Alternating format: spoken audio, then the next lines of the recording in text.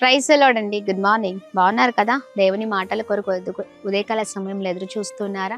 యోహాను రాసిన ప్రకటన గ్రంథం 14వ అధ్యాయం 7వ వచనం ద్వారా ఈ ఉదయం పరిశుద్ధ ఆత్మదేవుడు మనందరితో మాట్లాడనే ఉన్నారండి. మీరు దేవునికి భయపడి ఆయనను మహిమపరచుని, ఆయన తీర్పు తీర్చు గడియ వచ్చెను. Praise the lord. అద్భుతకరమైన మాటలు. ఏ పరిస్థితిలో ఉన్నా ప్రతి విషయంలో భయము భక్తి గల వారమే మనం ముందుకు సాగుతూనే ఉండాలండి. కొన్నిసార్లు పరిస్థితులు అనుకూలించకపోతే మనము వ్యతిరేకంగా నడుస్తూ ఉంటాం కదండి, వ్యతిరేకమైన మాటలు మాట్లాడుతూ ఉంటాం. కానీ ప్రభు గొప్పవాడు.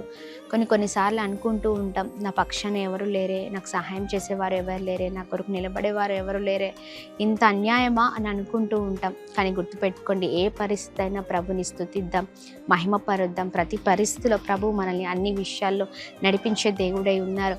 ఎవరు లేరు అనుకుంటుంటాం, కానీ మరి తగిన సమయంలో, మరి తగిన గడియలలో ఆయన మనకు తీర్పు తీర్చే దేవుడై ఉన్నారు. ఆయన ఎన్నడూ అన్యాయస్తుడు కాదు.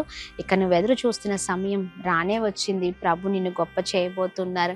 మనుషులు నీకు అన్యాయం చేయొచ్చేమో, కానీ ప్రభు ఎన్నడూ అన్యాయం చేసే దేవుడు కాదు. ప్రియ సహోదరి, ధైర్యంగా ఉండండి, ప్రార్థించండి. Praise the Lord. God bless you.